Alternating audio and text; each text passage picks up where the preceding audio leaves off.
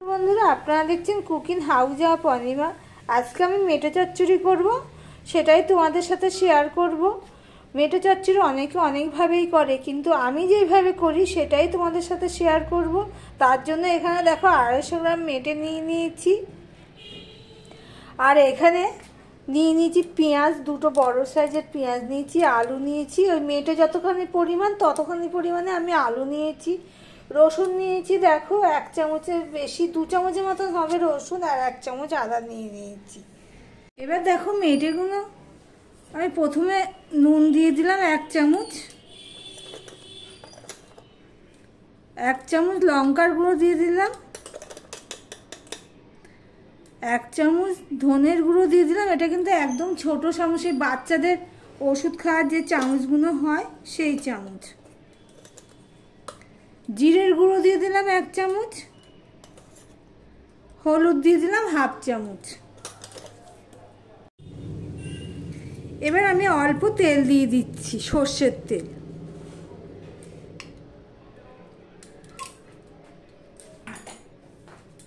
আর এখানে আরও কিছু দেওয়ার আছে, সেখানে হলো আমি রসুন দিয়ে দিলাম, অল্প একটু রসুন আমি রেখে দিচ্ছি। পেঁয়াজ দিয়ে দিলাম, পেঁয়াজও অল্প রেখে দিচ্ছি, আর আদা দিয়ে দিলাম। তোমাদের হাতের কাছে যদি দই থাকে তো দই দিতে পারো, কিন্তু আমার হাতের কাছে এই মুহূর্তে দই নেই বলে আর দইটা দেওয়া হলো না। দইটা দিলে স্বাদ হয়। এবার আমি সম্পূর্ণটা ভালো করে মাখিয়ে নেব, একটু প্রেসার দিয়েই মাখিয়ে নেব, নিয়ে আমি ম্যারিনেট করে রেখে দেবো আধা ঘন্টার জন্য। বন্ধুরা আলুটা ভাজতে বসিয়ে দিয়েছি, আমি হলুদ দিয়ে দিলাম আর নুন দিয়ে দিলাম। দেখো আলুটা কিন্তু আমি বেশি বড় করে কাটিনি, চচ্চড়ি হবে যেহেতু ছোট করেই কেটেছি, তোমরা চাইলে বড় করে কাটতে পারো। এবার আলুটা আমি ভেজে নেব ভালো করে নুন হলুদ দিয়ে।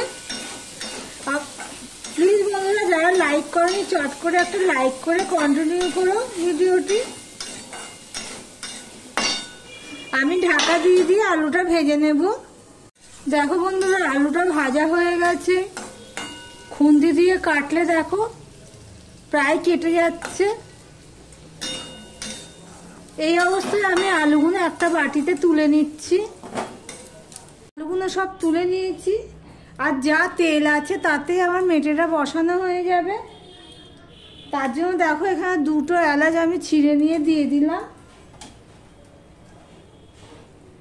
3টে লবঙ্গ আর 3টে দারচিনির টুকরো ছোট ছোট সেটা আমি দিয়ে দিলাম, একটা তেজপাতা দিয়ে দিলাম।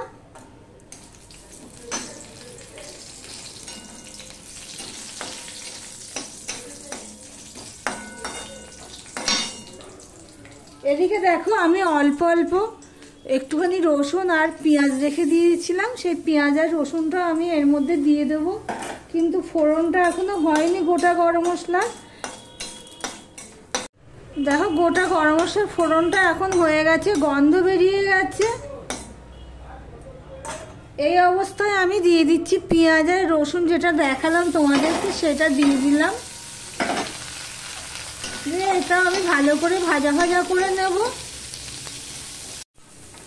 দেখো বন্ধুরা পেঁয়াজটা একটুখানি কালার চেঞ্জ হয়ে গেছে, একটু লালচে টাইপ হয়ে গেছে। পেঁয়াজ গোটা গরম মশলা তেজপাতা একটা সুন্দর গন্ধ বেরোচ্ছে, তেলের মধ্যে দিলে দারুণ গন্ধ বের হয়। এবারে যে ম্যারিনেট করা মেটেগুলো আমি দিয়ে দিচ্ছি।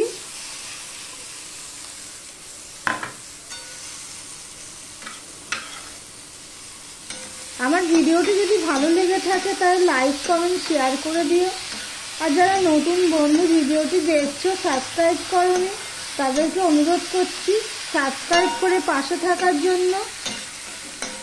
এবার আমি ঢাকা দিয়ে দিচ্ছি, 1 মিনিটের জন্য ঢাকা দিয়ে দিয়েছিলাম, ঢাকাটা খুলে নিয়েছি। এবার এখানে আমি আরেকটু মশলা অ্যাড করব, তখন তো ছোট চামচে দিয়েছি তাই জন্য আরেকটু মশলা আমার লাগবে মনে হচ্ছে। 1/2 চামচ দিয়ে দিলাম এই ছোট চামচে, মানে টোটাল আমার 4 চামচে 1 চামচ মতো হবে আর কি। লঙ্কার গুঁড়ো দিয়ে দিলাম, আর হাফ চামচ দিয়ে দিলাম জিরের গুঁড়ো।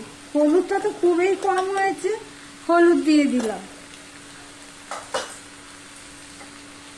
এবার দেখো আমি প্লেট ধুয়ে আমি জলটাও দিয়ে দিলাম।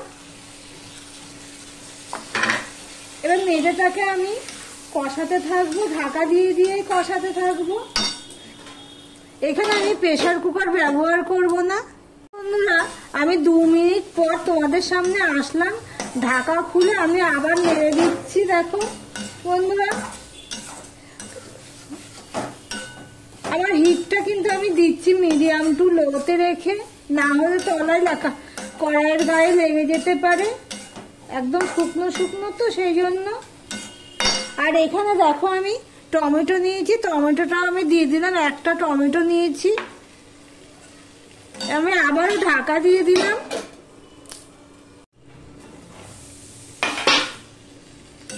এবার টমেটোর সাথে আবার আমি মিশিয়ে দিচ্ছি, একটু পরে এসে মিশিয়ে দিলাম। আবারও ঢাকা দিয়ে দিলাম। টমেটোটা দিয়েও আমি প্রায় 2 মিনিটের মতন কষিয়ে নিয়েছি। মেটে কিন্তু কষাতে কষাতেই সিদ্ধ হয়ে যায়, জানো কি না? অনেকে বলে প্রেসারে দিলে শক্ত হয় না, এই হয় না, কিন্তু মেটে তো একটু শক্ত থাকেই। কিন্তু এটা সিদ্ধ হয়ে গেছে, এমনিতেই সিদ্ধ হয়ে গেছে কষাতে কষাতে। টমেটোটাও নরম হয়ে গেছে, এই দেখো। এবার এই পর্যায়ে আমি আলুটা দিয়ে দিলাম। আমার ভিডিওটি যদি ভালো লেগে থাকে তাহলে লাইক কমেন্ট শেয়ার করে দিও। আর যারা নতুন বন্ধু ভিডিওটি দেখছো এখনো পর্যন্ত সাবস্ক্রাইব করোনি, তাদেরকে অনুরোধ করছি সাবস্ক্রাইব করে পাশে থাকার জন্য। দেখো সম্পূর্ণটা মিশিয়ে আমি আলুর সাথে মিশিয়ে দিয়ে আবারও কষাতে থাকলাম। ঢাকা দিয়ে দিয়েই কষাবো, কেননা আলুটা সামান্য একটু শক্ত আছে। দেখো বন্ধুরা, আলুটা দিয়ে আমি 2 মিনিটের মতন কষিয়ে নিয়েছি। কষানো আমার কমপ্লিট হয়ে গেছে। এবার এর মধ্যে আমি দেখো গরম জল দিয়ে দিচ্ছি। চায়ের ক্যানে করে ইন্ডাকশনে আমি করে নিলাম গরম জল।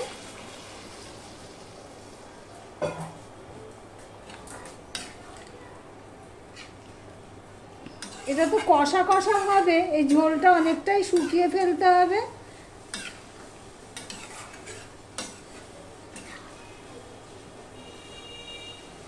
এবার ঢাকা দিয়ে আমি রান্না করে নেব। 4 থেকে 5 মিনিট পর তোমাদের সামনে আবার আসলাম। মাঝে এসে আমি এইভাবে নেড়ে দিয়েছিলাম। দেখো সম্পূর্ণটা আমার রেডি হয়ে গেছে। গ্যাসের ফ্লেমটা কিন্তু আমার মিডিয়াম টু লোতে ছিল। দেখো বন্ধুরা, মেটেটা সিদ্ধ হয়ে গেছে, তোমাদের আমি দেখাচ্ছি। আমি তো আর গরম মশলা দেবো না, যেহেতু গোটা গরম মশলা ফোড়নে দিয়েছি সেই জন্য। এবার আমি একটু ঘি দিয়ে দিচ্ছি, সেই ছোট চামচে 2 চামচ, মানে 1 চামচ মতন আমি ঘি দিয়ে দিচ্ছি।